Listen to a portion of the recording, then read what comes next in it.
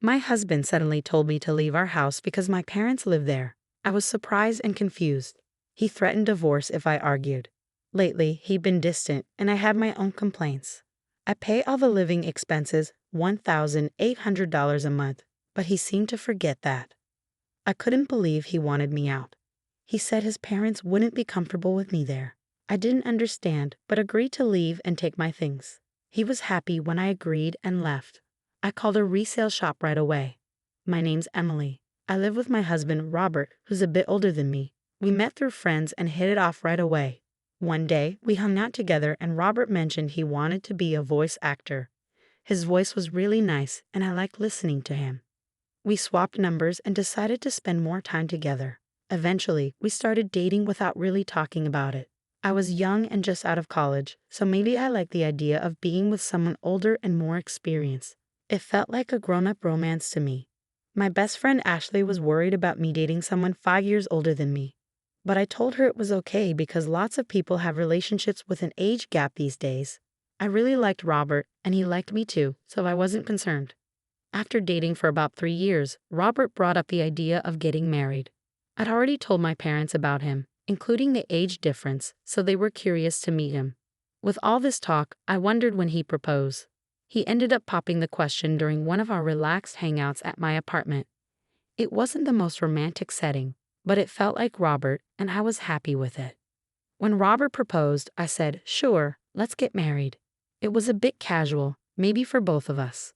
After that, we visited each other's parents, but honestly, I didn't click with Robert's family. When we went to his family's house, it was filled with what seemed like old stuff, maybe antiques, but they looked like replicas or fake pieces to me. When we entered the living room and met Robert's parents, they were wearing expensive branded clothes and flashy jewelry. They seemed like a typical rich couple. It was clear our tastes and values didn't match. Robert's mother even made a rude comment about my appearance, which shocked me. But I figured as long as Robert and I were happy, I didn't have to deal with his parents too much. After we got married and moved into our condo, Robert seemed anxious one day. He asked about a woman in a blue dress at our wedding. I was confused. I replied, "There were a few guests in blue dresses, so I'm not sure who you mean." Robert clarified, "The one who gave a speech as your best friend. Was it Ashley?" Realizing I said, "Yes, Ashley wore a blue dress." Robert sighed, "So it was Ashley." "Why are you so interested in Ashley?" I inquired, noticing his flustered demeanor. Robert explained, "Oh, it's nothing serious. I thought I saw someone who looked like her the other day, and it reminded me of her speech at our wedding." His sudden interest in Ashley puzzled me, but before I could ask more, he chuckled and brushed it off, retreating to his room. Later, Ashley called me with news. "Hey, Emily, my boyfriend's coming back to the US next year." Ashley had been dating her boyfriend since high school. They knew each other since elementary school, but he moved away in middle school. Since then, they wrote letters to each other. They reunited in high school, and that's when he confessed his feelings for her. I love hearing Ashley's love stories. Despite her boyfriend working abroad for years, the relationship stayed strong. He'd been transferred to an international branch after working for a few years in the US. Even with the distance, they stayed close and communicated regularly. "Do you think he'll propose when he comes back, and then you'll get married?" I asked. Ashley laughed. "Emily, you always jump to conclusions. Just make sure to invite me to the wedding. I'll give a great speech. After your touching speech at your wedding, I'll need you to do the same at mine. But don't set the bar too high." We chuckled together over tea, knowing we could talk about anything, trusting each other completely. Whenever one of us had a problem, the other was always there to listen and support. Around this time, I noticed Robert was coming home later and later. "Working late again today," I remarked. "Yeah, you don't think I should work just because we're married," Robert responded. Even though we were married, Robert still pursued his dream of becoming a voice actor.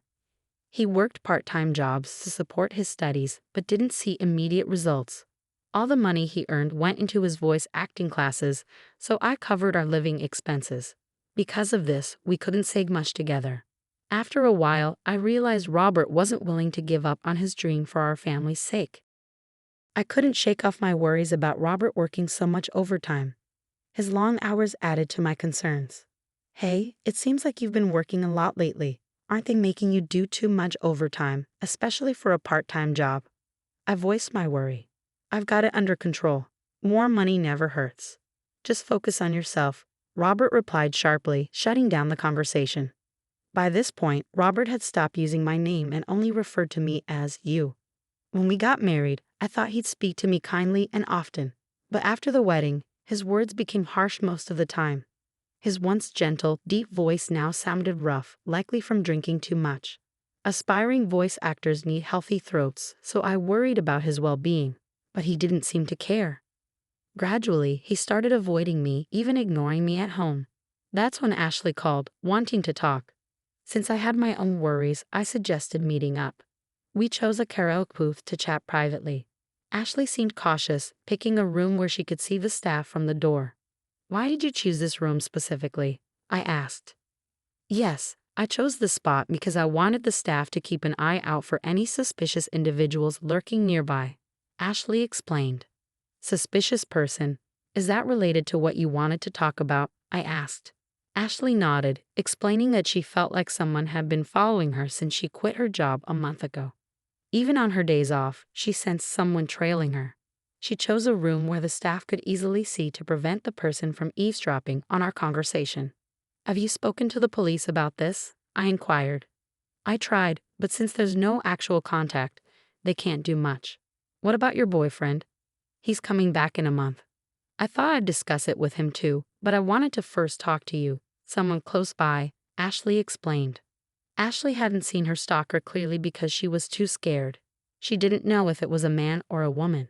So I decided to keep an eye out and identify the person following her. Through that, I discovered who it was. Although I couldn't talk to Ashley about my relationship issues with Robert, it turned out that the one stalking her was none other than my husband, Robert. He claimed to be working late every day, but he would actually wait near Ashley's workplace after his shift ended and follow her when she left. It was shocking to realize that someone so close to me was scaring my best friend. When I discovered the truth, I was devastated. The expression on Robert's face while he followed Ashley was chilling. He had this creepy, unsettling grin. I had fallen in love with and married this man. But in that moment, all the love I felt for him vanished instantly. I confided in Ashley and urged her to move as soon as possible. With the help of her coworkers, she arranged for someone to drive her from the underground parking lot to her new place. After Ashley and I took these precautions, Robert's frustration grew, and one day that frustration boiled over. Since my parents will be staying here, you need to go back to your parents' house, Robert suddenly announced, convinced he was making sense. Do you have an issue with that? If you disagree, I'm okay with getting a divorce, he added, starting to assert his position. While I had many complaints about him and had even considered divorce, I didn't think he could just throw me out of our home. After all, I'm the one paying $1,800 for our monthly expenses. I wondered if Robert even remembered that as I looked at him skeptically. His patience wore thin as he lost his temper. Just leave already. My parents can't move in if you're still here. Why do I have to be the one to leave? I don't understand it at all, Robert exclaimed. But I replied, fine, I'll take everything I purchased with me. As soon as I agreed, Robert told me to hurry up and walked away. I wasted no time and contacted a local buyback service. The following day, they arrived at our apartment. Initially, Robert seemed smug, assuming I was leaving. However, his expression turned to shock as he watched them evaluate all the furniture and appliances. Once they finished assessing everything except what was in Robert's room, a staff member handed me a quote. The total value is $22,000, they informed me. Without hesitation, I signed the document and said, okay, go ahead and sell everything. Robert, suddenly realizing the situation, grabbed my arm. Wait, why are you selling everything? My parents are supposed to live here. How will they manage without furniture? I pulled away from his grasp. What do you mean? When we got married, you told me you were broke because of your acting classes. You practically begged me to cover the rent, furniture, and living expenses. I never realized you were that broke. I feel deceived. Remember the $1,800 monthly expenses I've been paying. From now on, you'll cover that. And with your parents moving in, I'm sure it'll be even more, I stated firmly. Robert's face turned pale, but he quickly tried to regain his composure. Thought you could bring up money and I'd back out of the divorce? Who do you think you are? I've already found a wealthy woman, Robert said defensively.